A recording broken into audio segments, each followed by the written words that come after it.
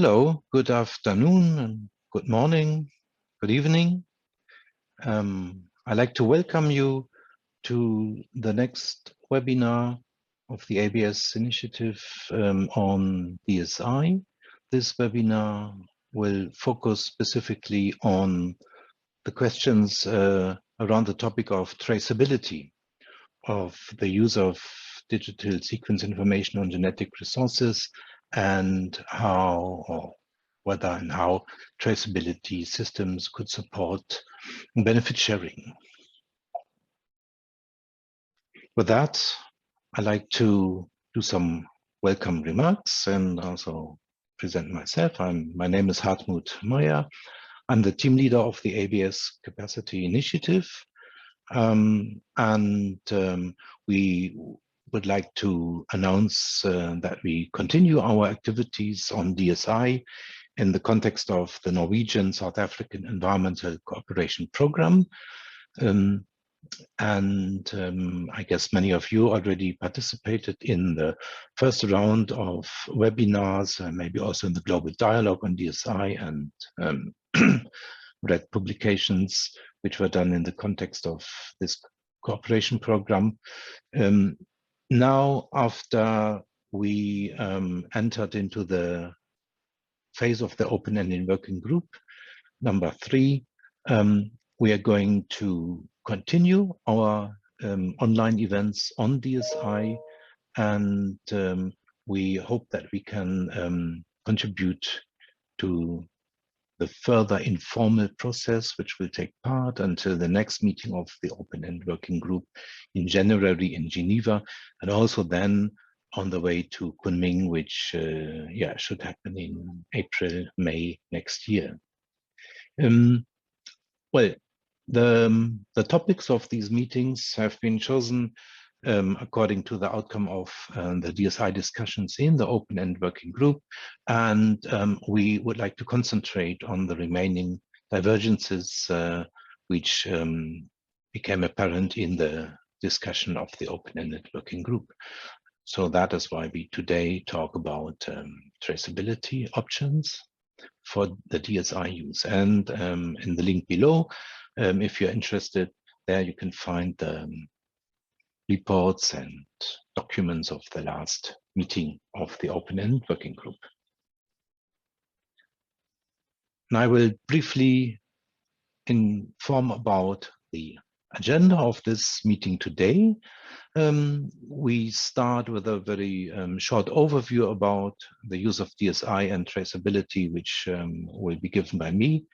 Then the secretariat of the convention will inform you about the process of DSI, where are we, what is in front of us, and then Fran Humphreys from Australia, will present on traceability options for genetic resource and associated sequence information to enable benefit sharing. That is an outcome of a recent research, and we hope that this will inform the discussion in the DSI topics in the CBD. After that, after these inputs, we're going to have a panel round which comprises 5 people. It's Fran again, and then Marcel Jaspers, Florian Roden, Edward Hammond, and Christian Tiambo from various institutions. And it will be moderated by the 2 co-leads of the DSI contact group at the open-ended working group number 3, which is Letitia Chitwamulumuni and Gaute Vogt-Hansen. They are from South Africa and Norway, and also the hosts of all these activities. So we are very pleased to have them with us to lead through this expert round. And the panelists will be announced and introduced later by them. Well, with that, I like to directly go to my very short presentation, which should give an overview about the use of DSI and the current, let's say, the current realities, the current patterns, and how that would fit into traceability system. What should we think about, and how could we develop future systems for traceability in DSI, and also to discuss what are maybe the limits or the challenges of such systems. When we look into the use of DSI, we have to see that, of course, the first step is actually to get the DSI from genetic resources. I have some pictures of them, which usually come from distinct countries. So there is an access to genetic resources, and this access should happen with an agreement, with so-called prior informed consent and an ABS contract, the mutually agreed term, when the country, of course, has national ABS legislation. So that's the usual way how genetic resources should be accessed according to the CBD and the Nagoya Protocol. And then research and development can be undertaken with these resources. And because of the documents, the pick and mat, and because of the knowledge about the country of origin and the actual providers, of course, any benefit sharing which was agreed upon can go back to the providers. And during this research, of course, DSI can be produced. And although we are not yet exactly at the point where we define it legally, a pretty common understanding has been reached what DSI is. And so at least we talk about sequences of the genome, of DNA and RNA sequences, and we also talk about sequences of proteins, which we understand as DSI. So that can be produced during the first research by the first user. And then, of course, because the origin of the resource and also the provider is known, the benefit sharing also from the use of DSI could go back to these providers and countries. So I think this is in how far the Nagoya Protocol very clearly can regulate the use of DSI and benefit sharing. But that's, of course, not the whole story, because we know, and this is common practice, that in most cases, these sequences do not stay somewhere in a laboratory, but it is common practice, and actually it's required for publications and many funding agreements that these sequences are stored centrally in databanks, which then make them available worldwide without, let's say, without any larger conditions. Well, and here I think that is where all the discussions showed the challenges start, because as we know, only a very limited numbers of these DSI accessions have a country tag. So in most accessions, it is not known where the original genetic resource came from. Meanwhile, it is common practice, but it's obviously not, country tags are not given for all DSI which are entered meanwhile in those databanks. And what is also an impediment, especially when looking at the Nagoya system, is that the contracts cannot be uploaded with the DSI, so that if there are any benefit sharing obligations which are of concern for next users, they cannot be passed with the DSI. So there's a sort of a breaking of this Nagoya system. So then we come to the next phase, where the DSI actually is in the data bank, is available, and all the discussion which we had in the meantime showed that then a pretty different pattern of, let's say, DSI use is happening. First, we don't need to access genetic resources any longer, but there is a possibility of a global access to these databanks. So every researcher from any country can get the DSI from the data bank. And it's also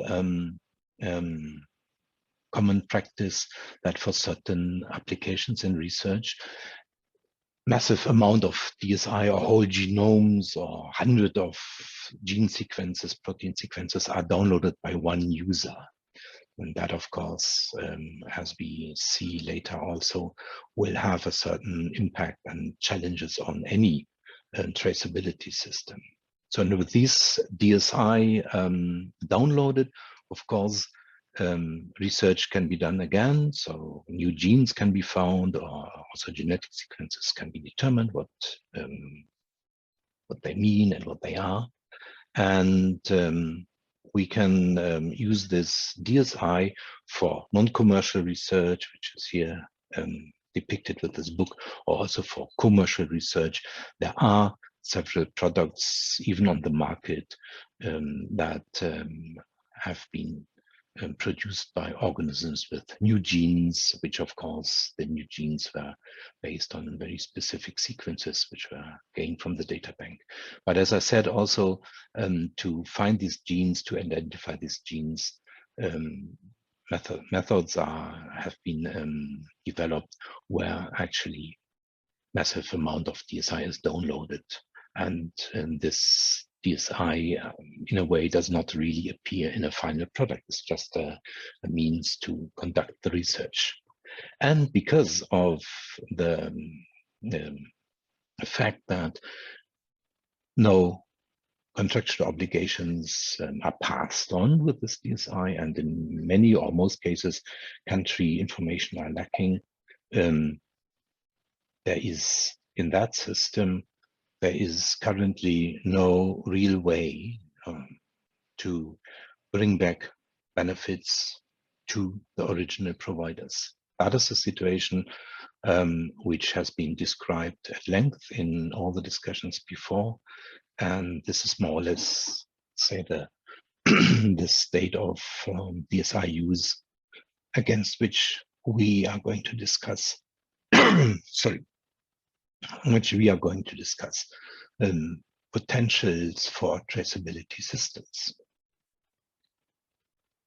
So we have actually these two sides of DSI. The one on the left is more or less governed by the Nagoya system, and the one of the right side is currently not governed, and that is exactly also where most concerns are expressed, that the access to DSI is decoupled from access to genetic resources, and in many systems, many national systems currently not regulated, and also not regulated at the international level.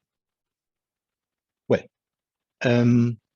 to give you a very brief final overview about the discussions in the post-2020 process, I just like to come back to the outcome of the recent ad hoc technical expert group on DSI, which discussed traceability to some extent at that time, and came up with this outcome that exactly traceability is more or less relevant depending on the approach for benefit sharing. The expert noted that if a multilateral approach is chosen, that maybe traceability doesn't play a large role. And these discussions and the outcome was more or less repeated and intensified during the global DSI dialogue, which was conducted also by the ABS initiative in this Norwegian South African partnership, and also, of course, in the formal discussions in the open-ended working group number 3. It was noted by many participants that traceability is necessary if the benefits arising out of the use of DSI on that right side of this scheme should go back to the providers. And it was noted that traceability is, of course, linked to the bilateral approach of the Nagoya Protocol. But it was also mentioned by a lot of participants that the current pattern of DSI use makes tracking and tracing really difficult or even ineffective, and that the costs of any future traceability system might exceed the benefit created, or at least the benefit shared. And as also already the expert group said, multilateral approaches for DSI benefit sharing could work without traceability systems. Well, with that, I'm going to end this short overview about the discussions, and I would like to first stop my presentation, and then I would like to give the word to the Secretariat to introduce us into the state of discussion, and as the presentation will be given by Tauko Shikongo, who is the Senior Officer for ABS in the Secretariat in Montreal. Yes. Hello, Tauko. And yep, that's great. Do you want me to do that and then share my screen? All right. So thank you, Hartmut, and good afternoon and good day to everybody. I have the pleasure this morning or this today to take you through the process that we have undertaken so far regarding DSI. As you know, the whole journey started in Cancun, where it was tabled and led to various decisions, notably Decision 14/20 and Nagoya Protocol COPMOP Decision 3/12, which essentially asked for submissions of views and commissioning of studies, which in the end led to the meeting of the ad hoc technical expert group, which was referred to just now by Hartmut. That constituted the formal process on DSI.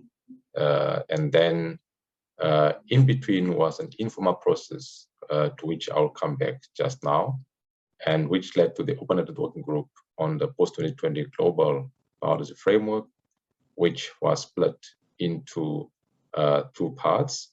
We now had the first part, and which then is leading to COP15, Nagoya Protocol, and MOP4, which we have also seen the first part being concluded.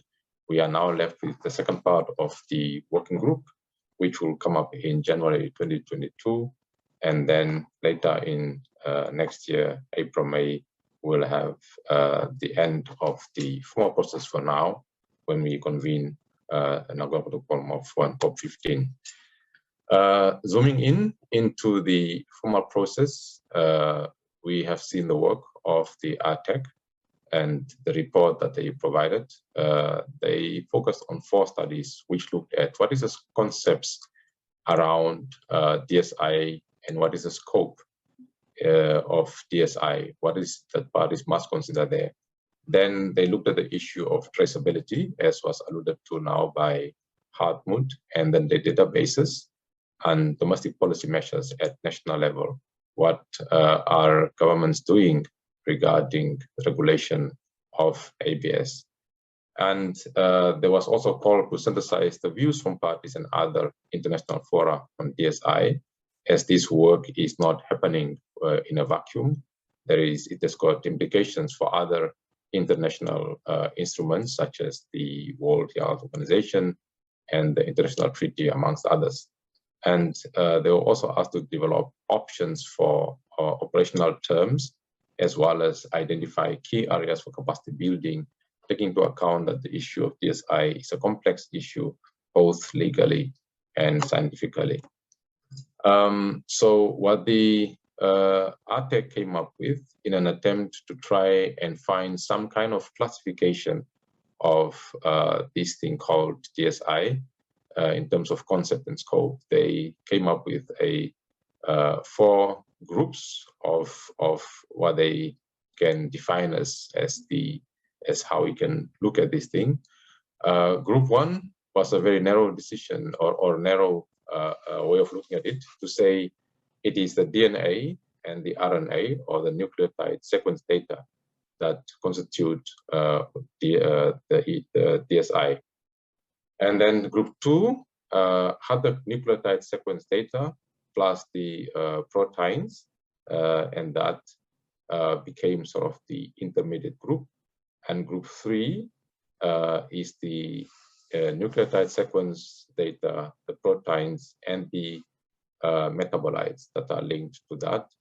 And then finally, they had a very broad group, group 4, that combines both the DNA, the RNA, the proteins, metabolites, and the traditional knowledge, as well as ecological interactions that are related to that whole complex, that it can then be defined as DSI.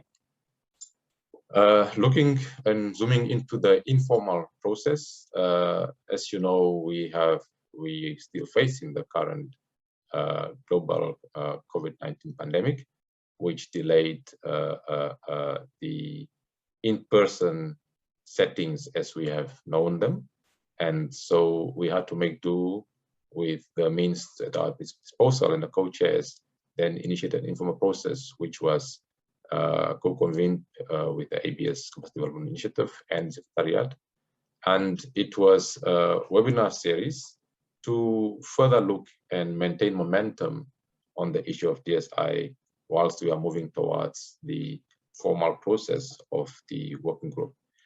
And we had 4 webinar series. One was on DSI 101 to understand what it is, the technical overview of its production, distribution, and use.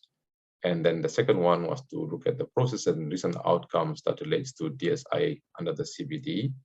And the third one was, having done all these studies, having gathered all this information, are there some elements that could be considered as potential policy options for the regulation of ABS and DSI at the international and national levels, and what could those be? And we have pulled those together, looking at the literature. And the fourth webinar series was to look at the criteria to consider the policy options on DSI in terms of the efficacy and practicality if they should be then implemented. We also had an online forum after that, which was open to all to provide their comments on especially webinar 3 and some elements of 4. And at the same time, other informal webinars, activities, as well as dialogues continued to take place on the topic across the globe. Zooming into the DSI policy options that has been that has emerged so far by looking at the literature. This slide was presented in that webinar. On the left-hand side, you will see that we have looked at sort of broad attributes that could be used to sort of box in the options that have emerged. And we have asked ourselves, is access to DSI regulated or not? And then does it involve prior informed consent or not?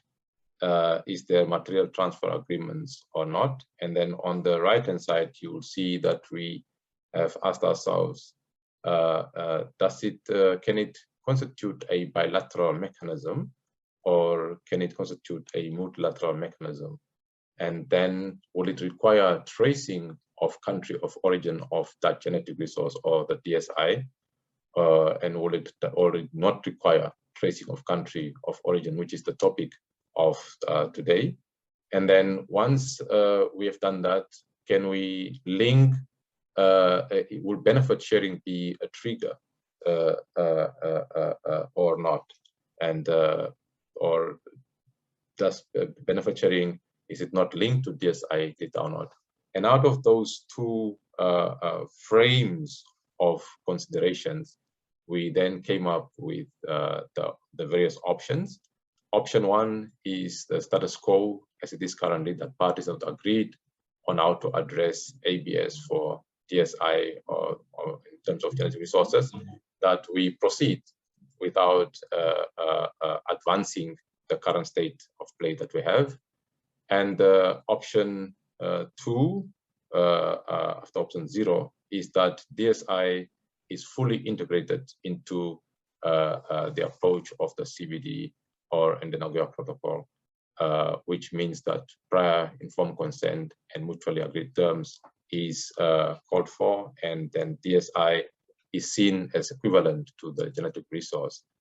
And then the second option has 2 sub-options, which is the first one is that each country has a standard material transfer agreement, and benefit sharing is triggered by the use of DSI. But as we said, it then falls in the range where there is no prior informed consent. And the sub-option there too is that the standard material transfer agreement would be at the international level, and benefit sharing will be triggered by the use of DSI. And there is again no pick and mat. And if you look at the right-hand side, those will be falling more or less into the bilateral mechanism. And then we move on to option 3, which has got again two sub-options, which is that payment for access to DSI is done, and that will then fall in the range of multilateral mechanism, where there is no peak when there is no mat, and the country of origin is not traced, and that there could be other payments and contributions, such as micro levies at the voluntary payments. Again, there is no peak, no mat, and so the country of origin is not tracked. And then option 4 is technical and scientific cooperation, which will include things such as capacity building, and this could be complementary to all the other options that have come before. And the 5th option is that there is no peak, there is no MAT, and there is no benefit sharing from DSI, and DSI is therefore not considered equal to genetic resource. Those are the options that have emerged so far. And we must note that this is not an exhaustive list of the policy options that are available, as there may be other range of options that may come as the process proceeds. The issues to note is that parties can combine different options, and that bilateral sharing requires the ability to trace DSI back to the country of origin or tagging in databases, which is the issue that we are deliberating on here today. And I will not go into that, as we have the experts to discuss that. And then another consideration or issue to note is that a multilateral approach will require a governance structure and a system for receiving and distributing the benefits. So what modality would we be applying to do so? And the parties, through the party-led process, are then considering all of these. As proposals to change existing practices in DSI databases are dependent on those databases and their users adhering to those changes. Change is not easy.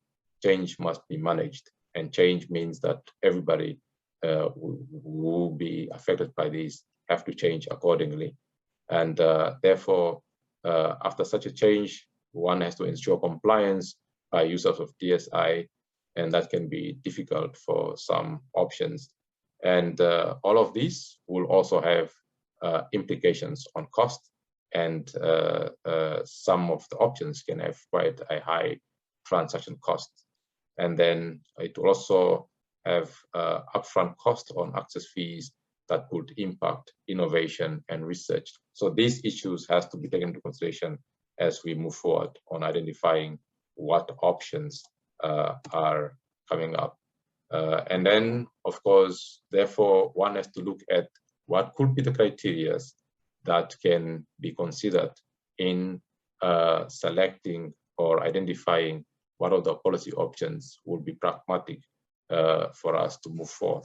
So the what that we've considered is that we've got policy options that could provide a DSI solutions potentially, And why do we have to have criteria, and what could these criteria be?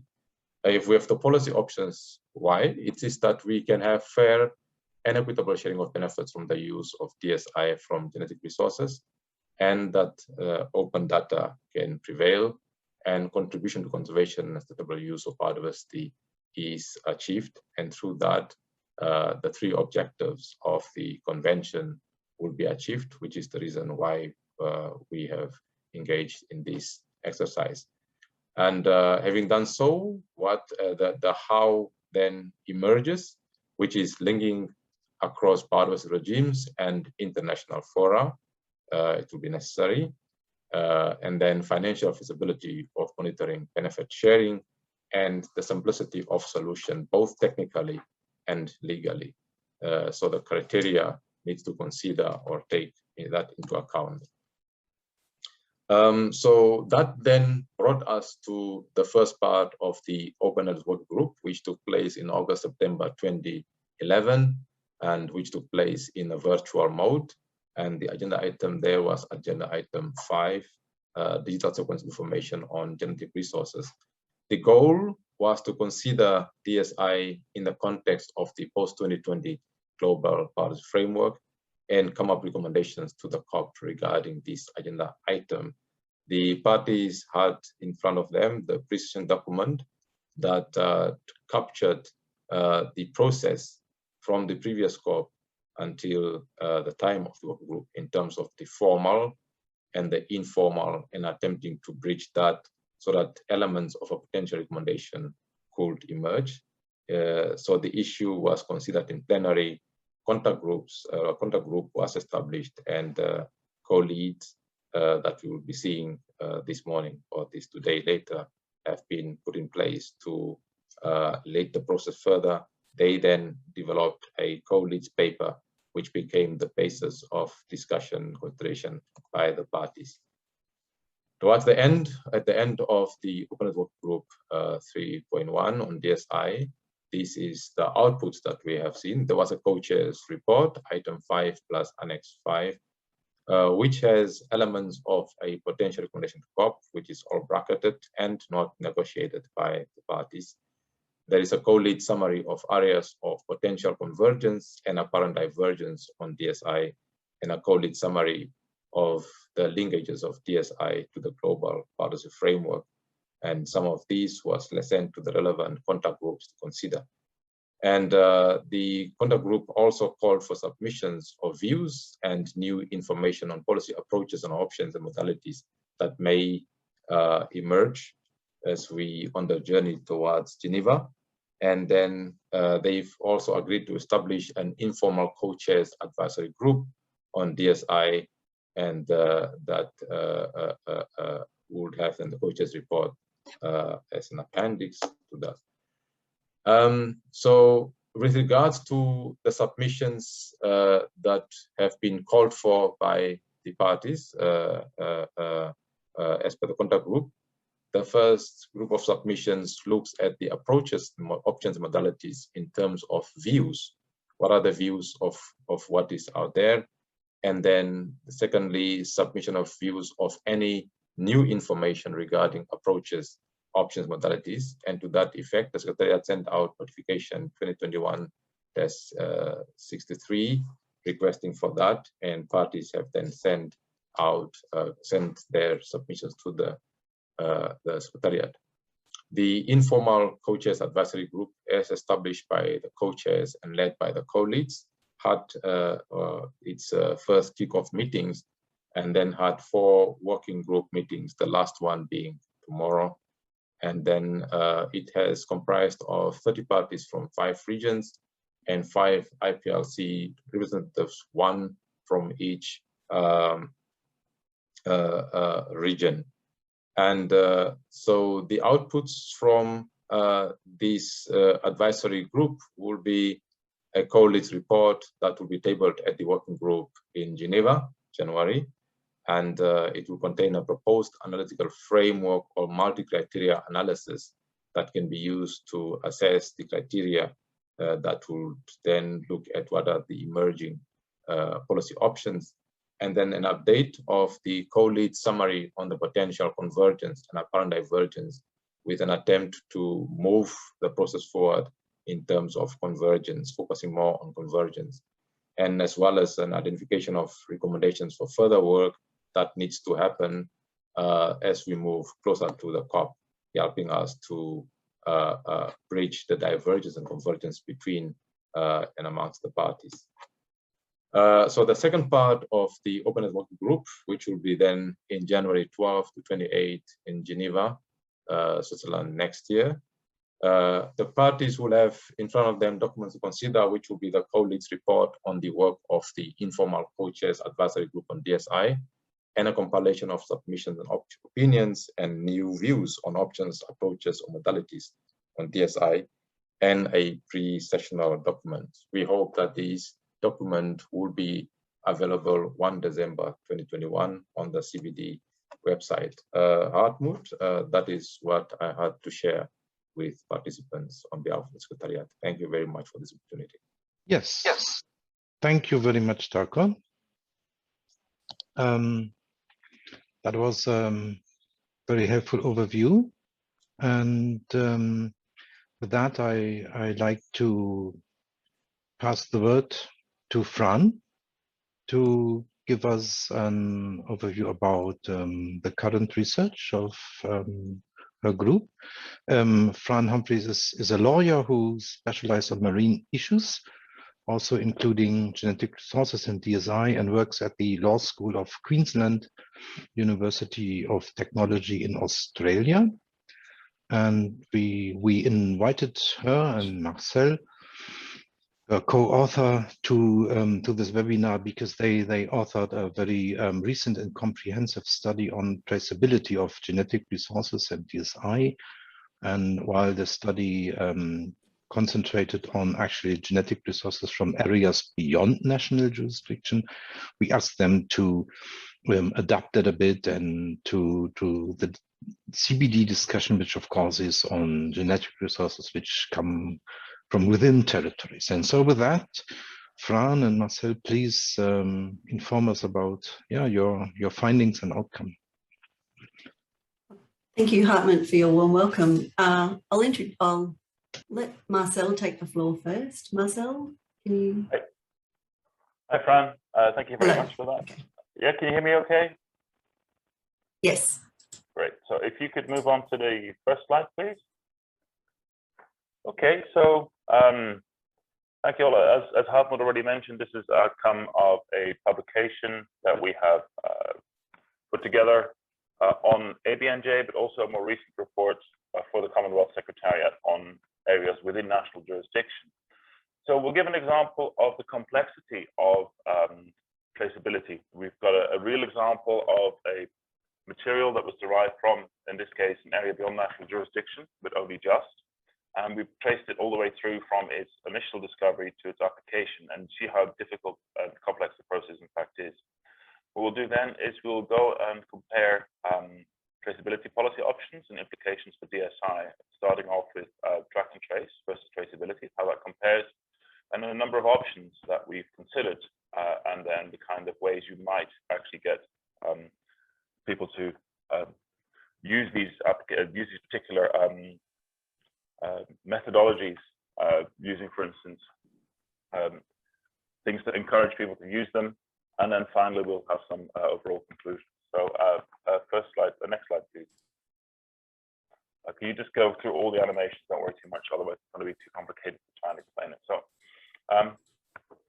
what we have here is the complex situation for a material which is incorporated in a French cosmetic product called Abyssine, which was used as an anti-inflammatory product for very expensive face creams. And the way that it came about is from the original isolation.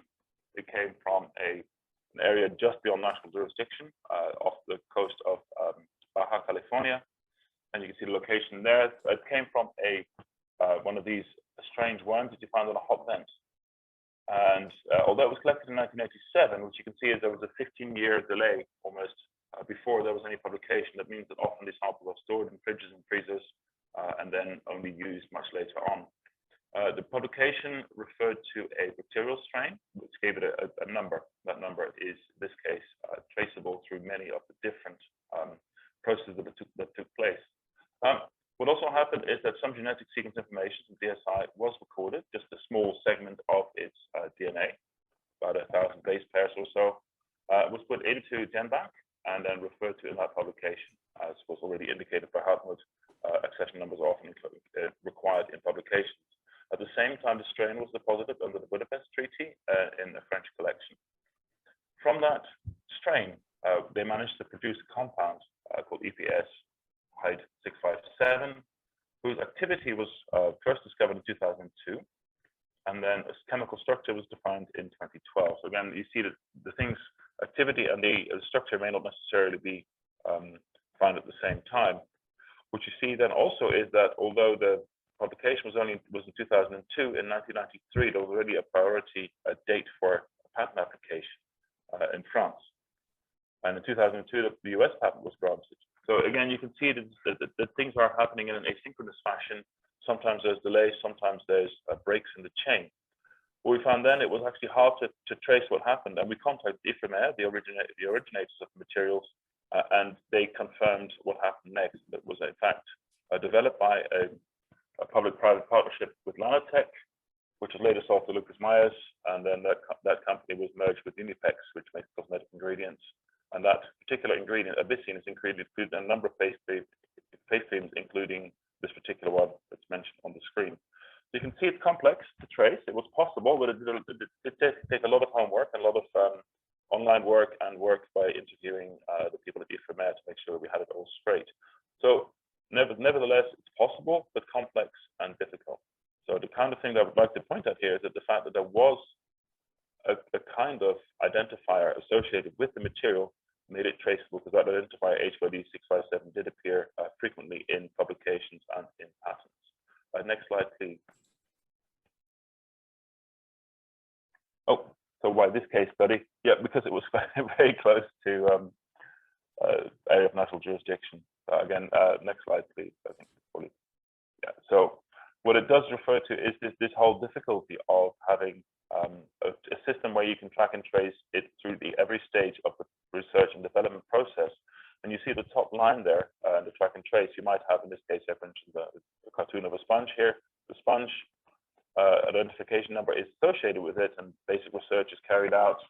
And so throughout the steps of the process, you would need to know where the material was, under any circumstance of material transfer, where the data was deposited, discussion was associated, through commercial development, where often the trail goes dark. You can't often find throughout the commercial development process what's going on, whereas in clinical research, much of the data is in fact published online on clinicaltrials.org and other associated databases, and you go to the marketed product. So although it is in principle possible to trace something all the way through, it requires a lot of database cooperation and collaboration. It allows that recognition that sometimes things may lay dormant for a very long time, and that you may in fact have trouble tracing it all the way through the commercial process. So it needs to be more commercial openness. The second process we call traceability rather than track and trace. And the idea here is that a unique identifier is associated with the sample right from the very beginning, and that is handed on from user to user using a due diligence process.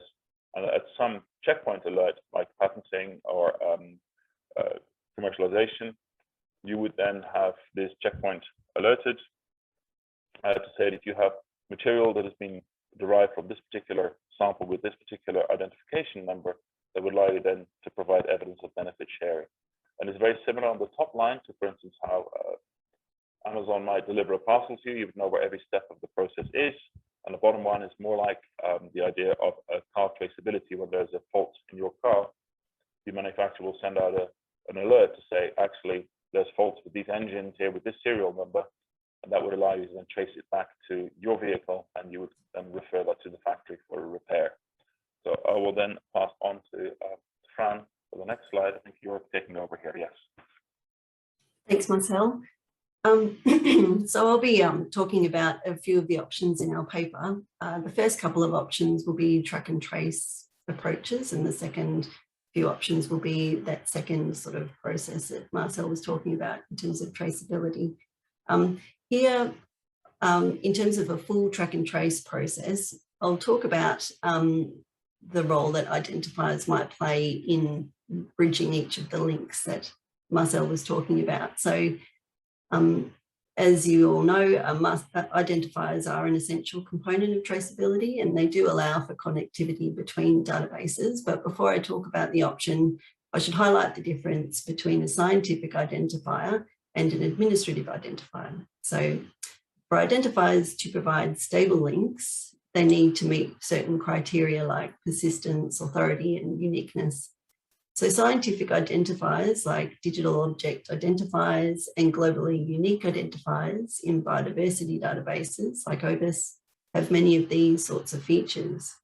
Now, in the case of the International Nucleotide Sequence Database collaboration, accession numbers are allocated to sequences upon their submission and represent a unique identifier for any sequence within the INSDC system. So these numbers are then cited in resulting publications. Now, these scientific identifiers are very different to administrative identifiers that are created for the purpose of ABS monitoring and compliance. So as you know, key features of the CBD's infrastructure are things like access permits, internationally recognised certificates of compliance, which I'll just shorten to IRCCs, checkpoints, checkpoint communiques, and user compliance mechanisms. But for our purposes, I'll only focus on the identifiers as a link in that track and trace chain. So each IRCC is then issued with an ABS clearinghouse unique identifier, which is attached to the certificate and not assigned to the actual genetic resource that are the subject of the authorization. So amendments to the records can be tracked by adding a revision number to the unique identifier. I believe there are over 2,000 IRCCs recorded on the clearinghouse website, but there's very little information about how the movement or the physical location of the genetic resources or associated DSI after the the unique identifier is assigned. Now, for pure track and trace systems to work, due diligence, basically evidencing compliance with ABS measures, and an update to that unique identifier would be required under national laws at every single step along the way, so from collection to the final product, by the next user in every jurisdiction that they move through. Now, blockchain is attracting more attention as a potential platform for recording, objects, providers, users, and their terms and conditions across national jurisdictions. But the provider country needs to have the technological capacity to interact with the blockchain infrastructure, including smart contracts, as a basis for linking that subsequent user to the original terms and conditions of access. Now, in the case of Abyssine, users did, as Marcel talked about before, they did obtain identifiers. So the original accession was added to the European Molecular Biology Laboratory. The accession numbers of the other sequences used in the analysis of the strain were also listed, and similarly, any subsequent use of the sequence will cite this accession number in a publication. Now, the EMBL entry includes the raw sequence, the publication data, and links to the same entry in other related databases, and it does record the origin of the physical materials, so it's listed as isolated from deep sea hydrothermal vent. Now, France might have claimed jurisdiction over the genetic resources because they were collected by a French research organisation on a French-owned ship. But France's ABS law came into effect in 2016 and would not have applied to the Abyssine collection, now the Deep Sea collection. So if a similar collection were to occur today, French law excludes genetic resources collected from areas outside its national jurisdiction, indicating that marine genetic resources collected from areas beyond national jurisdiction, even those held in French ex situ collections, are not subject to ABS. So this is a good example of a dead end to track and trace if national laws do not require reporting and identifiers and so on. So just briefly, in terms of the opportunities, you know, there are opportunities for linking with existing compliance measures under national law, but there are many challenges with this kind of track and trace process where you're trying to trace information independently of the physical sample. So there are several gaps and variability in monitoring mechanisms across national jurisdictions. And there is this compliance burden that's placed on the initial researcher rather than the end user. And the systems are likely to be high cost, as Hartmut was talking about before.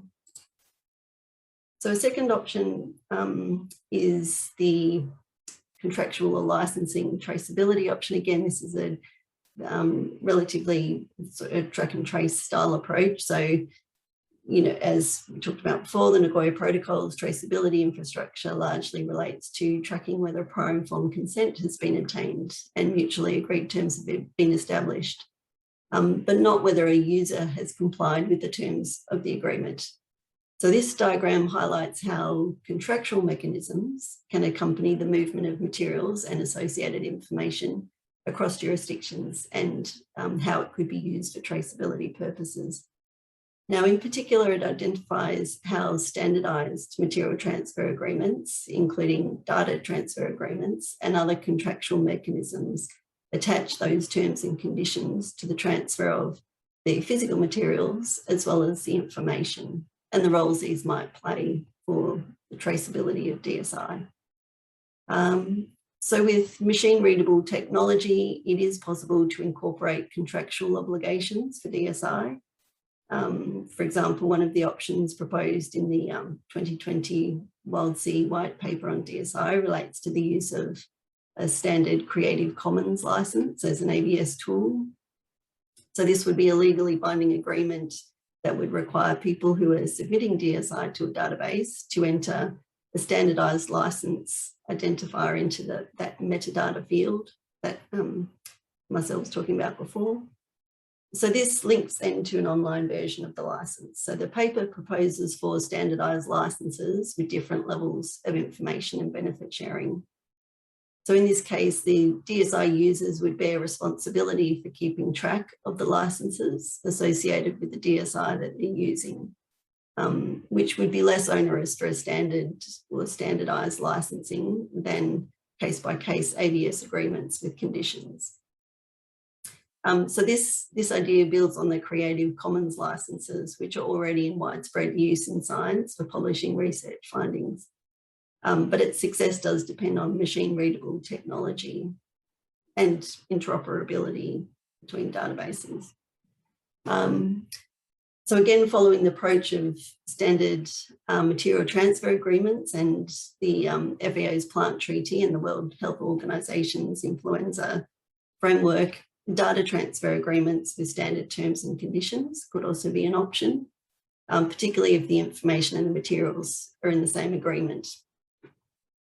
But again, this usefulness would depend on machine readable technology. Now, we couldn't find any material transfer agreements or benefit sharing arrangements in the case of the Abyssine example to deepen our analysis of how this option could work in that case. So those opportunities that we were talking about before, basically it can reduce compliance burden by providing standard terms and conditions. They can be made machine readable, which aids traceability, and these sorts of Creative Commons licenses could be explored as a fairly good option for DSI. So there are challenges still. Countries haven't agreed on standard terms and conditions, and third-party transfers are often precluded under national laws. So this increases the burden on researchers to negotiate transfers on a case-by-case basis.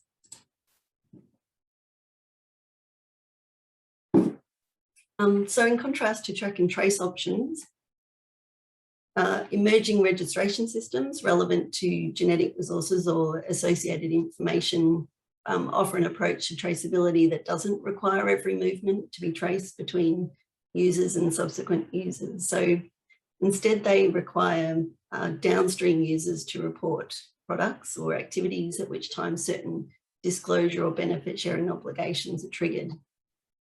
So the example we explore in the paper for an end user approach is Brazil's ABS law, which we don't have time to go through today.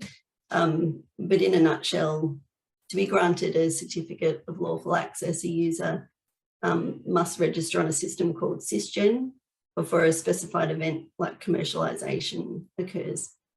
So upon notification of a finished product on Sysgen, parties negotiate benefit sharing arrangements, which can be monetary or non-monetary. So to apply this kind of approach to the Aberdeen example, if commercial utilisation is likely to occur, the user would be obliged to notify the ex situ collection or clearinghouse with the identifier of the original material leading to the product, and to commit to a sharing of a percentage of profits with a central fund. But this approach requires user compliance by the researchers and due diligence by downstream users. But there could be gatekeepers like national funding agencies and academic journals that would ensure that users of the materials and the associated information could comply with this light touch approach. But it would be another question entirely really to reach users of DSI who may have no idea where their materials originated. So the key to all of this is really maintaining accurate metadata, as Hartmut was talking about before. So end product traceability options, as opposed to end user ones, these sorts of options include the increasing number of jurisdictions with disclosure of origin obligations under their intellectual property frameworks. These sorts of approaches vary in how they work, but essentially it requires an inventor of an end product to disclose the origin in a patent application of any genetic resource or associated information which is used to create an invention. So theoretically, this information is supposed to move between patent databases, although connectivity between databases needs improvement. So in the Aberdeen case, there appears to be a myriad of French, European, Japanese, and US patents that related to the sample collected. But it would require extensive investigation of commercial and confidence materials to determine which of these led to the final product.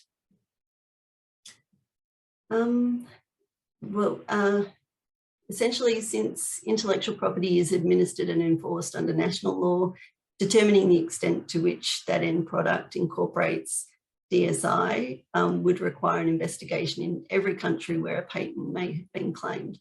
In the Aberdeen case, this investigation is mainly, we mainly made it through other sources like publications and end product marketing, and especially in this case, the trademark. So the name gave it away, you know, Aberdeen from Ibis. So in terms of certain opportunities for this kind of approach, generally it has a lower impact on research because there's fewer obligations for reporting. But there are still challenges. So they still require resources and infrastructure to link that end use to the original data. So to basically trigger the system to make an alert that there is a relevant material. So there is this higher reliance on good faith of the end users and accurate records of the movements along. We won't go through open access because Hartmut was saying that there's already been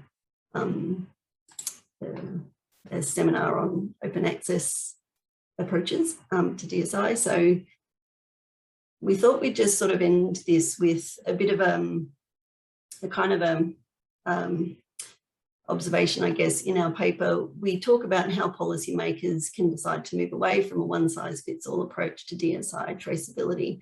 So instead, they could adopt a combination of approaches and infrastructure with standard options for subsequent users, depending on the activity or the resource. So these sorts of options could include facilitated access or contribution to a multilateral benefit sharing fund, a capacity building database, or an end product or an end user model, as I talked about before. But another option is also including a subscription or a tax model requiring payments essentially outside the ABS transaction. But these payments could be made either by users accessing the resources, so for example, similar to WHO's PIP framework, or through an impost on contracting parties, for example, Norway's seed sales tax, so they make contributions to the Plant Treaty Multilateral Fund. So our paper describes two combined approaches in the BBNJ context, which are called the tiered approach and the open approach, which we don't have time to go through today. But it's worthwhile to point out that they don't necessarily treat the genetic materials or samples in isolation from the DSI associated with them. So yeah, essentially some of the opportunities is it does build on good scientific practices. There is that flexibility to choose possible options, but having said that, they do import many of the challenges for traceability options, which we've described previously, and there isn't at the moment a specific model for combined approaches that we're aware of in practice. We could talk about these in the discussion session, but essentially our paper talks about, current options for tracing DSI, because a lot of options do depend on goodwill of the users and subsequent users. So I probably won't go through these just now because we can talk about them in the discussion. So essentially, drawing from the Aberdeen example, the 7 policy recommendations in our paper essentially urge an approach that's a light touch. It builds on existing traceability mechanisms, including the proper usage of identifiers. It proposes a system that places obligations on end users through incentives and transparent measures that encourage that commercial buy-in. So the feasibility and desirability of developing a traceability system should be based on a comprehensive evidence, so particularly the implications of any legal requirements on publicly funded science.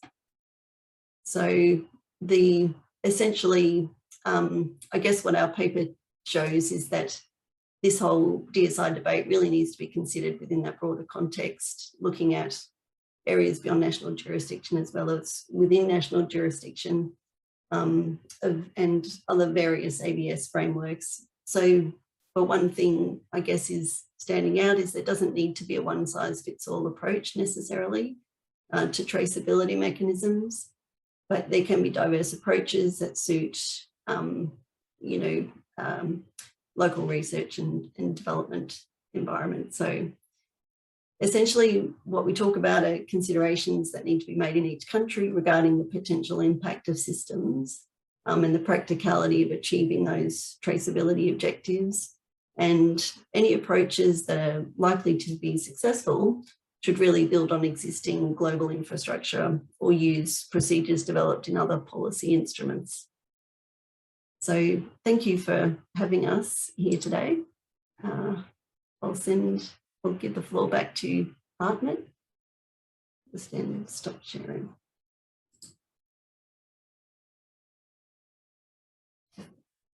Yes, Fran and Marcel, thank you very much for this interesting input. I see that you have posted the link to your study and that's freely available. So everybody who's interested can download and read it.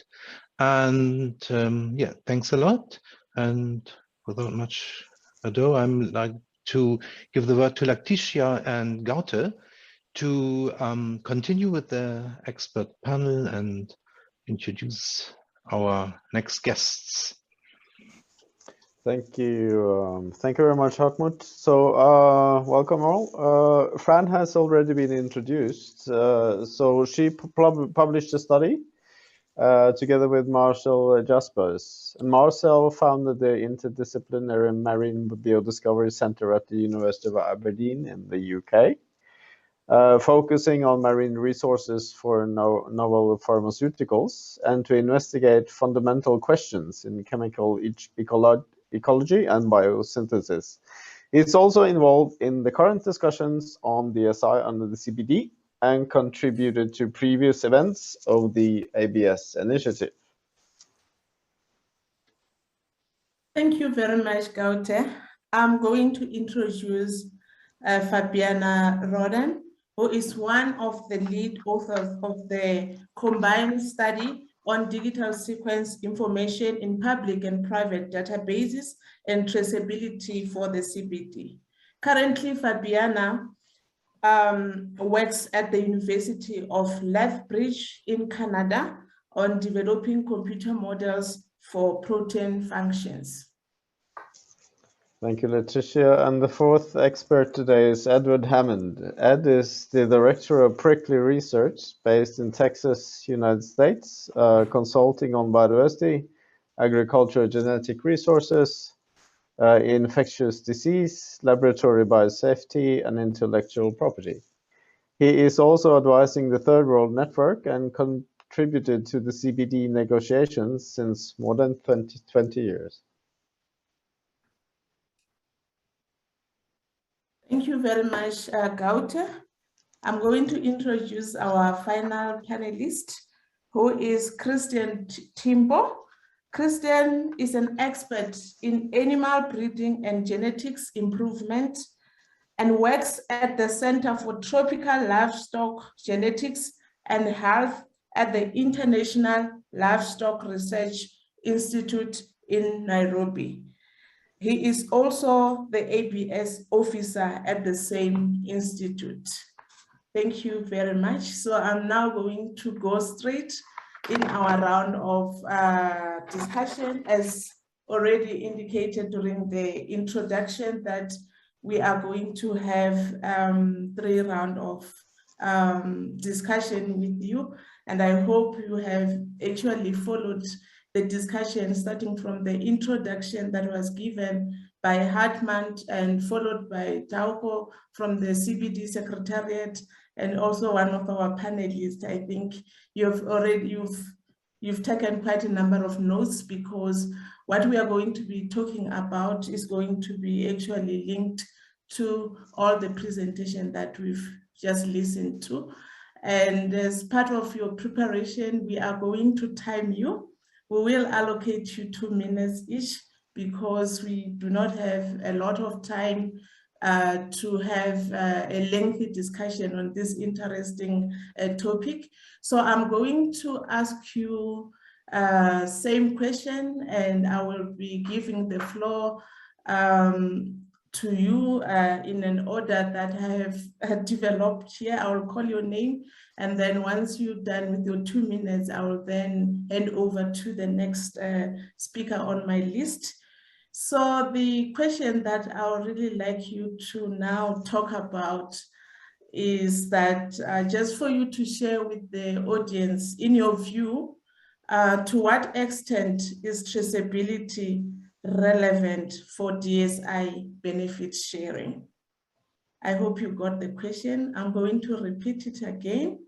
The question is, in your view, to what extent is traceability relevant for DSI benefit sharing? And I'm going to start by giving the floor to Marcel, and Marcel will be followed by Fabiana. Over to you, Marcel. Thank you very much for that question. So my question is, traceability relevant to DSI benefit sharing?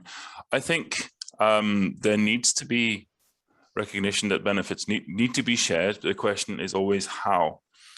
So the big question that we've been trying to address is really about, is it feasible to have a system that traces everything step by step, and is that necessary?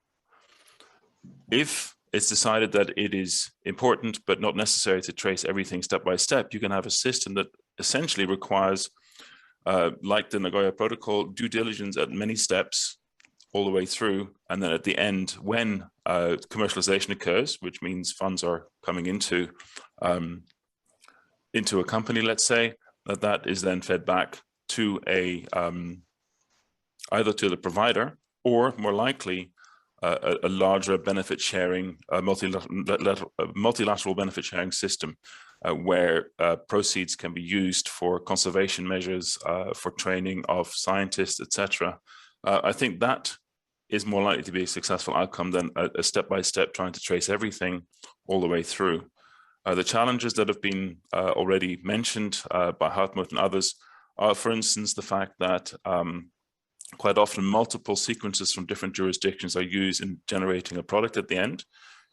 For breeding, it's different, but for something like synthetic biology, what we're trying to find is that the issue is that you have hundreds of sequences that are accessed in order to get a single sequence that you wanted to go for and modify extensively before it becomes of interest to you to apply it. And so that's the major challenge. And I'll mention something else later on about the future of all of this, but I'll stop there for now. Thank you.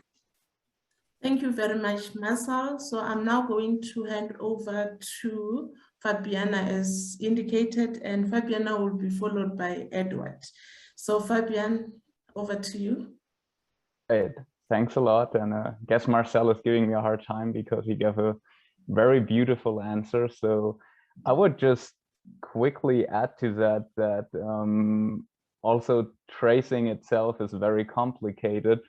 A lot of the points that were mentioned before, especially those carrot options, so I recommend that everyone takes a look at these, can help to enforce a way of backtracking. So also, although it might be very difficult to do this tracing step by step, when we use these carrot options and increase the amount of country tags and other tags that are connected to DSI and establish some more standards and best practice there, this can highly help to do backtracking to see at the end, okay, what products may have used what DSI, what type of DSI.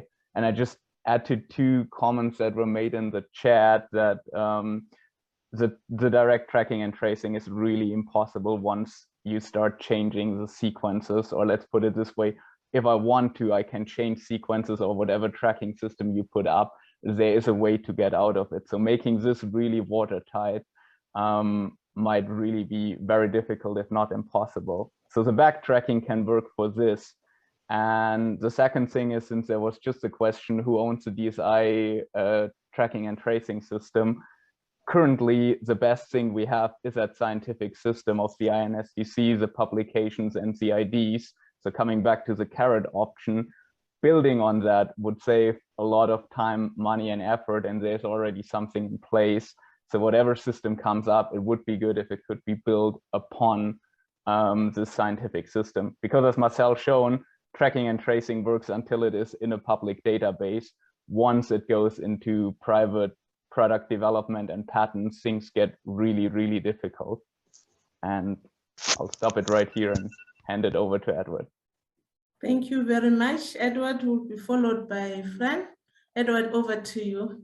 Okay, thank you. I would say that track and trace is inversely, the importance of track and trace is inversely proportional to the degree to which we're successful setting up a multilateral benefit sharing system. So if you have a multilateral system with a fixed or with a clear formula for the total amount of benefit sharing that should be expected for the biodiversity that's put in, you don't have to rely on track and trace so much to determine details of how the benefit sharing works. So the degree to which we have to rely on it really depends on can you hear me? The degree to which we're successful, coming up with an alternative, which in my view would be a multilateral system with a clear formula for the amount of benefit sharing. Having said that, even within a multilateral system, I think that some monitoring is going to be necessary, and there I would actually support the use of country of origin tags, particularly in INSDC, in a mandatory fashion. And I think that this is not in order to necessarily play a direct role in the details of determining benefit sharing in individual circumstances, but it's more so that countries and observers, member states can understand the flow of genetic resources in the system and track how their genetic resources are being used as a way to build confidence in the multilateral system.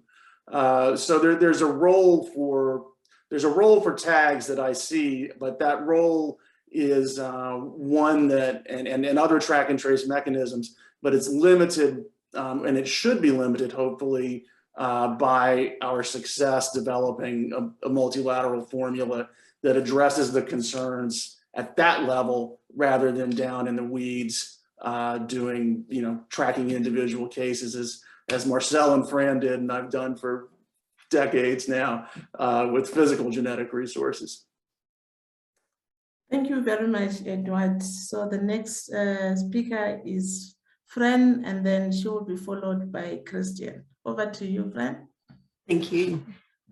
So I think I'll go on a bit of a tangent because I agree with what everybody else has already said.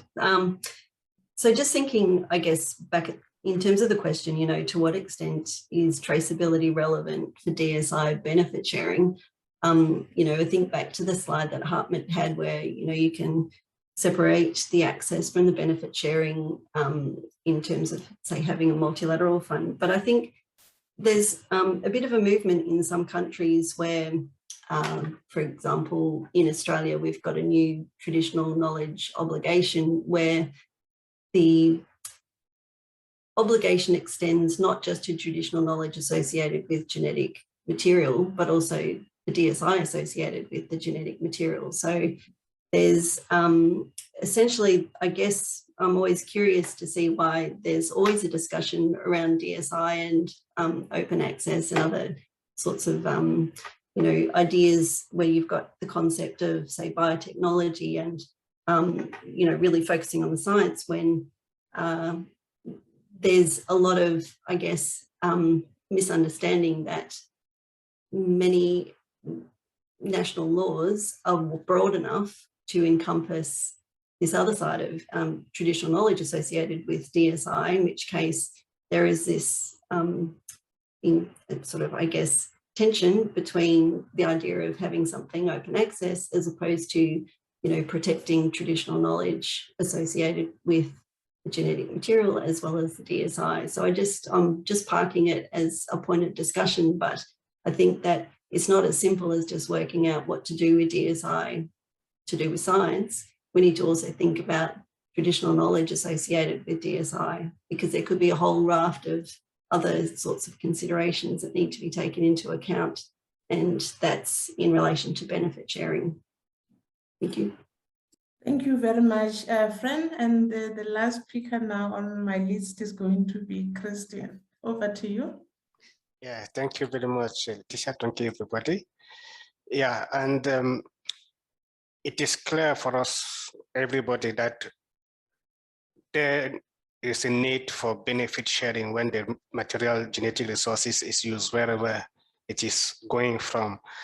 And it is clear also that we really need to have to discuss further about the feasibility and the different approaches for this DSI traceability, etc. But the question should be, what should be the approach to put in place for that traceability, for it really to be relevant?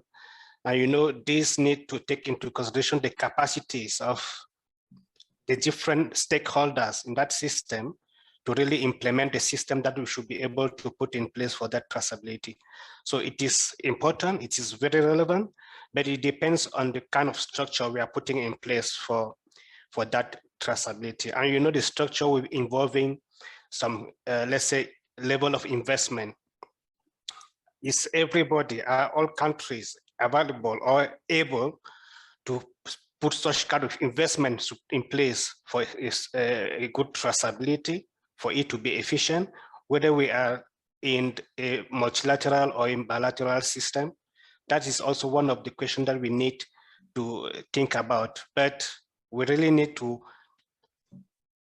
think about that investment that people should be putting all together to have such kind of traceability in place, to make sure that we have the benefit coming back to the providers. And I believe someone also mentioned that it's mostly a matter of the goodwill, the kind of personal investment, even if it is on the research sector or the private sectors, the capacity of, or the willingness of those who are the users, the end users, to give back to those who provided the material. This is something that we need to really think about, and think about the capacities of the different countries, particularly here in Africa, where we have countries not already able to put in place a framework for the ABS system, as in the case of MTAs or bilateral system, as we know now. How should it be? What should be the difficulties if we are moving forward, adding more difficulties to what they already have now? So that will come, of course, with what we said, capacity building, but which kind of capacity building? At the country level, at the national or regional level, at the level of scientists or the community. And remember, we also mentioned about using the traditional knowledge, which should be part of, which is part of the system. As Fred mentioned, how are you going to take it into consideration when we are putting in place a system for traceability of the DSI? But this is something that needs to be done. And as I said, it will depend on the level of investment we are putting on it.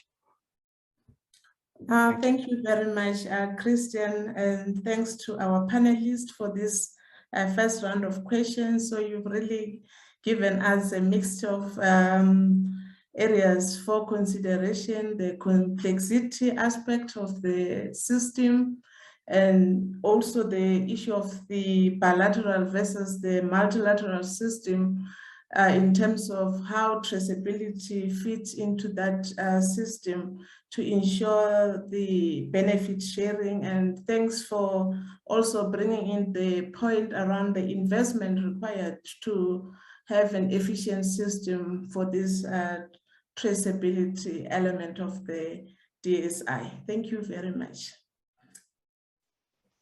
Thank you very much. I'm sorry.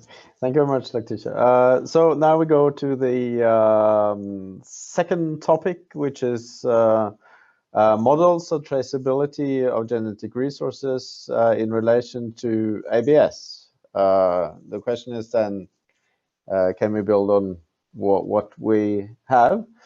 So the question for the panelists is, which elements of existing traceability systems do you see that could serve as models for genetic resources and DSI and benefit sharing?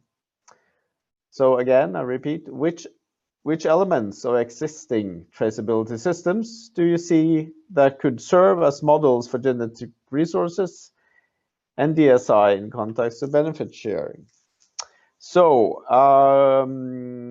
I suggest the following order of panelists. I suggest that Fran will start, followed by Edward, followed by Fabian, and then Christian, and then Marcel.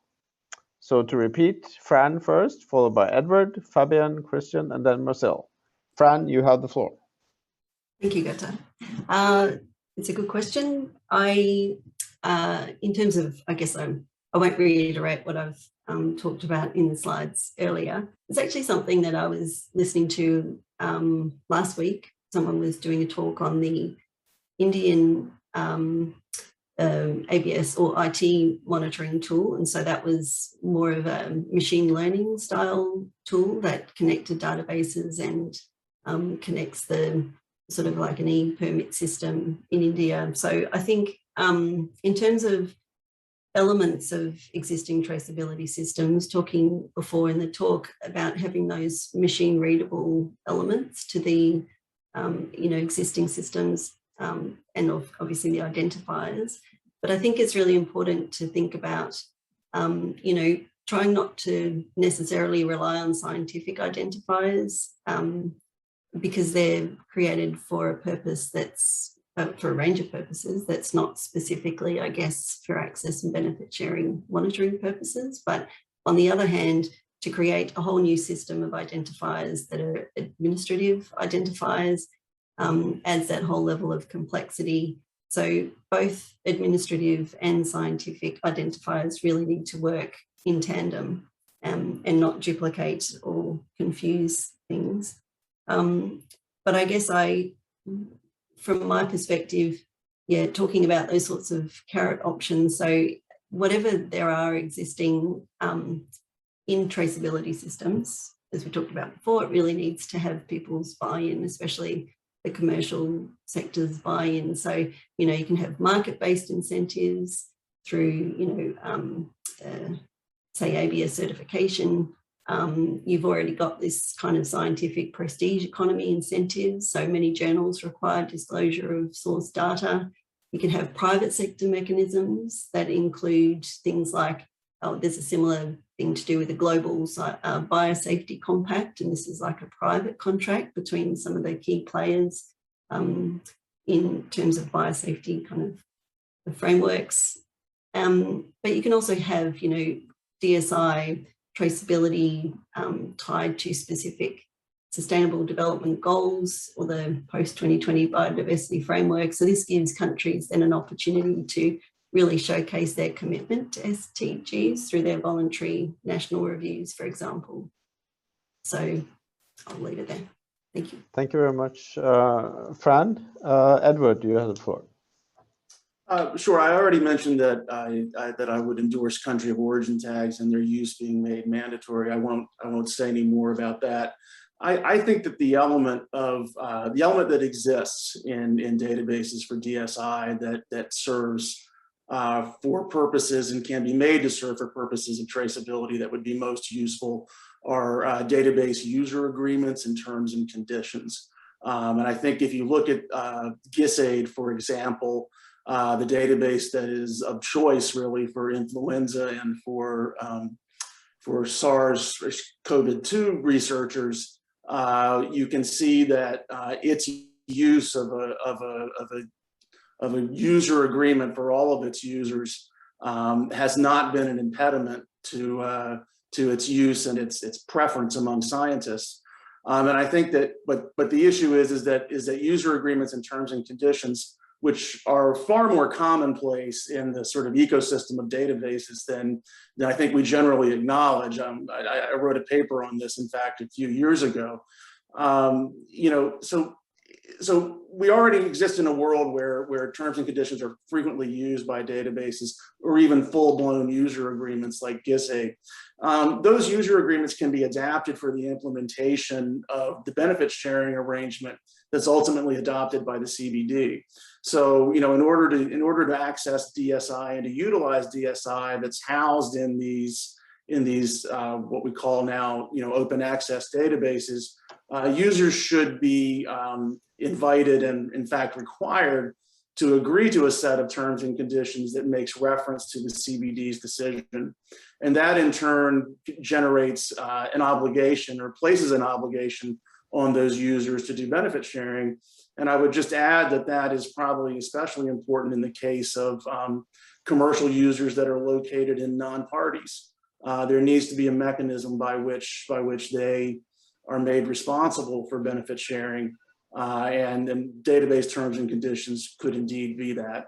But you know, and this, I would also say that the adaptation and use of terms and conditions for the purpose of ensuring fair and equitable benefit sharing may also, if done correctly, potentially lessen the need for extremely detailed track and trace. Thank you very much, Edward. Fabian, you're next on the list. Right. Yeah, I would first mirror what has been said before. Making the country tags mandatory would be very helpful, not only for tracking and tracing in of its own, but also just to increase the transparency. Because what can be seen is, and what hasn't been said today, which will be a problem for whatever tracking and tracing system comes into place, is that the situation on the DSI and technology level is really rapidly evolving. So having these tags and IDs open access also helps to have transparency and to see how things are evolving. So the slides that Marcel and Fran were mentioned, or our study, would have been impossible if there wouldn't be these IDs and tags.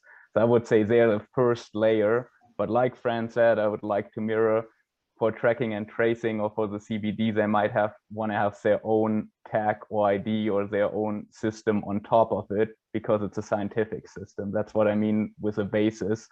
It's not made for benefit sharing. And having this system on top of it and kind of piggybacking on the INSDC and the scientific system seems to me kind of one lesson learned from other tracking and tracing systems, that this might kind of combine all the issues of having the tracking and tracing system as easy and cheap as possible, using what's currently there, but also, like Edward mentioned, having something on top that may be able to be expanded later, because as he mentioned, currently that system just works for databases and downstream and private companies that can get lost easily. Thank you very much, Fabian. Christian, you have the floor. Yeah, thank you. Yes, if we have been discussing the DSI for long, it is because of its complexity. And that means we should be very careful about the system that we are applying for that traceability. It should not just be the cut and paste or one size fit all that should be working. We should be able to readapt it to a specific context. It means we will most likely create an hybrid situation here where we have the track and trace, of course, but where we make sure that the scientific component is really not too much depressed or prevented by the system, and also make sure that the administrative component also is really doing the efficient work to make sure that we still achieve the objectives of the Sustainable Development Goals using the genetic resources without really affecting science and without affecting the community. So it is a really complex situation, but we need to create a kind of hybrid from the scientific approach and from the administrative approach as well. Yeah. Thank you very much, Christian. And Marcel, you get to round off this round. Thank you very much. A couple of points. One, just to respond to Ed's comments. I think the most important thing we must remember is that the DSI databases are far larger than just a kind of genetic resource database. Start again. The most important part is that when we talk about these INSDC databases, they contain far more sequences than just the ones we're talking about based on genetic resources from provider countries. So we have to be careful that we're thinking one of the options would be that those sequences are no longer included in any of the databases that are common to everyone. That would be sad for science and for conservation. So I think that won't happen, but I'm just wary that we should be careful about the numbers of sequences we're talking about here. And to follow on Fran's comment, I think really important is that the identifiers are indeed machine readable. And databases like OBIS, the Ocean Biodiversity Information System, is now trying to access database information to incorporate that into its reckoning. So it makes a very nice data aggregator where you can find information about sequences directly from the location and things like that. So that's really important, I think. But I would like to raise another problem that will arise not so long in the future, is that at some point, not so far from now, what will happen is that we'll no longer need DSI itself. We will need the rules derived from DSI in order to generate DNA and proteins ab initio without having actual reference to original sequences. And that's already happening. So if you look at the Baker Lab and the Institute for Protein Design in Seattle, they're doing exactly that. They're learning the rules of how proteins are made.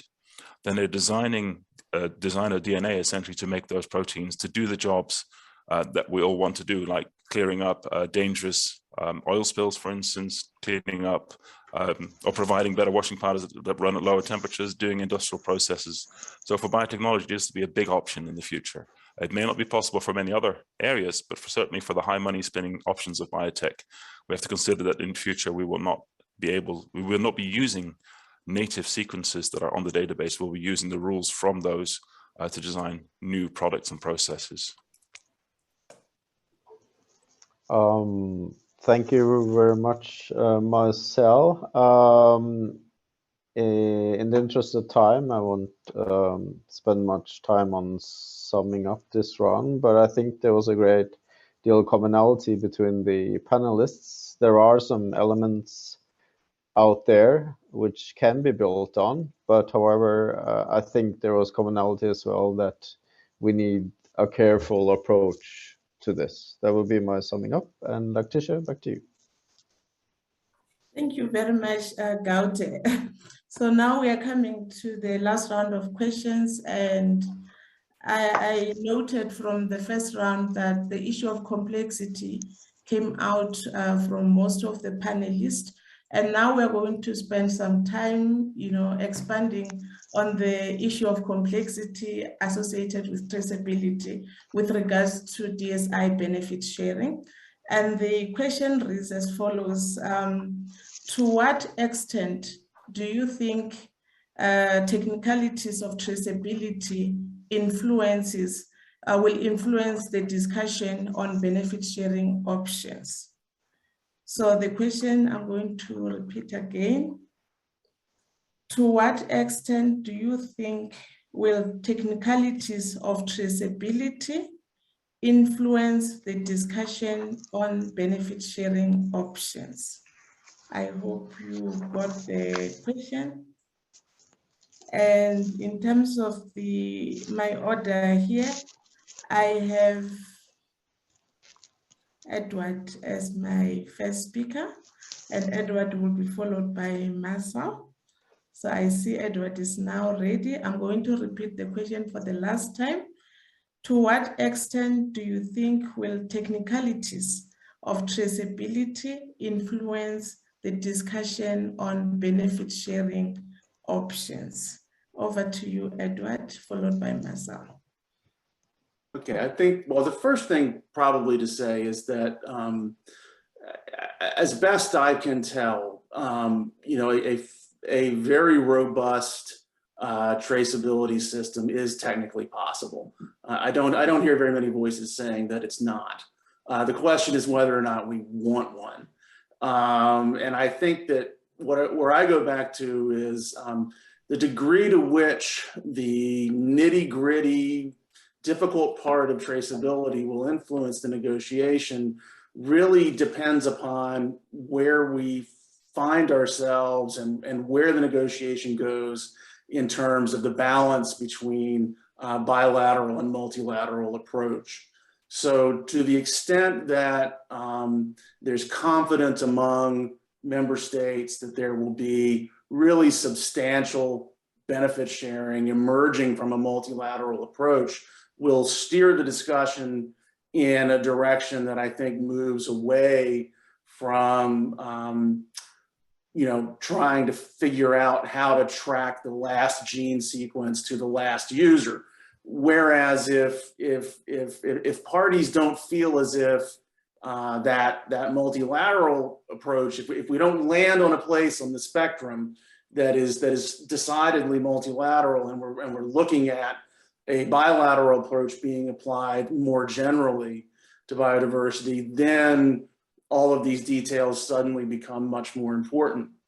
I think that unfortunately, if there's not the real promise of substantive benefit sharing coming out of developed countries to resolve the issue of DSI, then the discussion will tend to lean towards one that involves bilateral approaches more aggressively and more generally, perhaps even national level databases, and there suddenly the details of track and trace become very important. So I obviously personally hope that we land in the former zone where we're talking about overall sums and the overall large scale design in a multilateral system, as opposed to down in the weeds. But that really depends upon how the parties approach this. And from my perspective, from a CSO perspective, you have to be prepared to go in either direction depending upon how things go. Thank you very much, Edward. Over to you, Marcel. Marcel will be followed by Christian. Thank you very much. I would just like to say, I think it's really, really important that we build on the existing good practice in science. It's critical. A lot of good database norms have already been developed. You can see how the INSDC works. You can see how OBIS is working. And those norms, scientists are now behaving the right way. So rather than making an enforceable legal system, I think it's critical to work with scientists and explain to them what the benefit is if they do work together on this. So for instance, better coordination, better cooperation in science, so we get less overlap, we get more knowledge about nature. And I think that that's critical. So if we forget that, there will be resistance to a system that is badly designed and overly administrative. So I think as long as that's recognized, and you can build on what's already there, I think, and making a system that's light touch and that benefits nature is critical. There's a question in the chat that I would like to refer to as well, because it's important. I think there's a distinction between attribution versus track and trace, and I think Fran may want to address this. One of the points that we make in our paper on the tiered approach is that there is this thing called the prestige economy. So in fact, if you have this idea of attribution being associated with something that is important as a discovery, the attribution will be to you as a scientist, let's say, having contributed to that discovery. And again, this is again an issue that's come up again and again and again. And one is again within science. There's also the distinction between those who want credit for their work and those who own the outcome and the discovery from that. So again, you might want to patent the discovery and then own and control that, whereas you might have credit for being part of that discovery team, but yet not own the discovery. Again, maybe Fran can speak to that later on as well. Thank you very much, Marcel. I'm going to hand over to Christian, and Christian will be followed by Fabiana. Over to you, Christian. Okay, thank you. So yes, I started by saying the system that we put in place, or the adaptation will depend on the kind of system and the investment that we should be putting in place for that traceability. And remember, no one should be coming to any discussion or to the negotiation knowing that they have less weapon or they cannot negotiate at the same level with the others. So as Marcel just mentioned, there will be a kind of resistance. There may be a kind of resistance, and if the different negotiators or part of the negotiator feel that they are not able to implement the traceability system which is put in place, or they don't have the tools to follow the traceability system that should be implemented. So that is one of the aspects of that technicality. And also need to know that the capacity building, the capacity of the national system or the different contributor to the system to really follow the different steps of the traceability will be very important. And you know, if at a certain level, no one is able to, one person is not able to understand the system, that will just create blockage in the implementation or even in the discussion. So it is very important for the beginning to have a common ground of the negotiation. And this is where the issue of technicalities or technical options should be taken into consideration when we are starting the negotiations. The different countries or the different stakeholders in the negotiation, do they have the same understanding of what we are supposed to do? Do they have the same approach or the same tools to really follow the negotiation to the ends if we want it to be successful? So this is something that we need to think also about when we are putting the system in place. Yeah, thank you. Thank you very much, Christian. So now the floor is over to you, Fabiana, followed by Fran. Fabiana, right. So the question was, how will the technical details affect the future negotiation? I can't answer that question. The two things I can say is, first of all, state that until now, technical details have not been taken into account a lot, which can be seen in the chat whenever there's a researcher asking about coding sequences, multiple sequence alignments, or doing synthetic biology in the Baker lab. That level of detail is far away from where the discussion is currently. It needs to go there, it should go there. And to make it brief, this will be very important to have a system that yields benefits. We need to get the technicalities right. because currently there's a lot of researchers and users of DSI that are very disconnected from these discussions. And to follow up on what Christian said, I think it's important that everyone that negotiates and later implements the system has an understanding of how these sequences are working. So this is a big disparity that needs to be closed. And from my point of view, primarily to generate a system that is actually able to yield benefits. Because I mirror what Edward says, if we don't find a workable solution that yields benefits, it will go back towards these bilateral things and kind of create a vicious cycle, because on a bilateral level, tracing and technicalities will become even more problematic. So I guess that's all I have to add on this point. Thank you very much, Fabiana. Over to you, Fran. Thank you, Leticia. I'll keep mine short and sweet because I agree with what other people have been saying. So I guess flipping the question on its head. So the question obviously is, to what extent do we think technicalities have influenced the discussion on benefit sharing options? I agree that I think that the benefit sharing options seem to be sort of being discussed, and then, oh, well, let's just work out the technicalities then retrospectively. And I think doing it that way tends to, yes, as everybody's been saying, it tends to create unknown problems that we do come across a little bit later.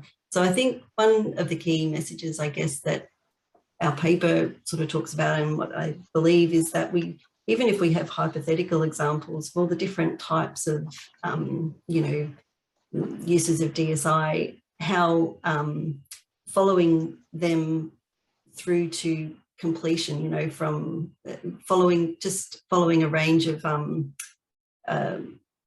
traceability options to the end, you know, really trialing all of these different approaches rather than simply just thinking theoretically, oh, this is what could happen or that could happen. I think there just needs to be a lot more robust case studies and an understanding of speaking the same language between lawyers and scientists and policymakers to try to simplify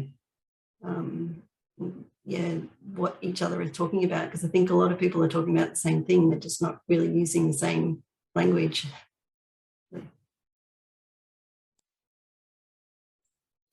Thank you very much, Fran, and thanks to our panelists. I think we did so well in terms of the time. So I'm not going to conclude on this round of the discussion, but we've noted the possibilities that have been highlighted, the technical aspect that requires further work on the area of traceability and tracing to build more understanding on the concept itself and what is involved in the scientific environment. So on behalf of myself and Gaute, we would like to thank you very much, especially you, our panelists, for the interesting discussion on this topic. And we hope our participants have really learned a lot. And we believe that you've actually stimulated their interest in this topic. Thank you very much. I'm handing over back to Hartmut. Yes, thank you a lot. So I'm really amazed about what we heard from you. So again, I thank our 5 panelists very much to really engage in this discussion and give us a quite deep insight. And also Gaute and Leticia, who led through our expert panel. Well, and I also really, when I see all the comments in the chat, I also really like to thank the participants who posted their remarks, their questions, and there were also some answers in the chat. And I think that's a very valuable input to the discussion. And I'm sure that with this online event, we are able to trigger discussions as well, and we hope that at the next negotiations in Geneva in January, the parties, the negotiators, also use the information you provided here and the question you answered and well, the concerns also you raised, vis-a-vis systems that require, let's say, a lot of input or that are very costly, etc. I think that also need to be discussed in the end and weighted against what can be expected from benefit sharing. And also, I'm pretty sure that these discussions also will have an influence on how the different policy options are discussed in the end. Well, with that, I like to come to an end with this event. I like just to ask the participants before they leave to fill in this very short evaluation form that is then also helps us to see whether we whether we provide useful information for you and what we could change in future. And then you will hear about our next online events soon. We will continue to inform the discussion until Geneva, and then also after that negotiations, when we should have some more, let's say, concrete results, what the parties think about all these topics. We are going to follow the discussion and have more events on the way to Kunming. Okay, with this, I'd like to thank you again, and we close this webinar, and we are going to inform you when the videos will be online, and we are going to post some more information, and I also hope that we can post the various presentations which were given in this webinar. So thank you, and I hope you have a good day and enjoy your day or your night, depending from where you were joining this online session. Okay, have a good day. Bye-bye.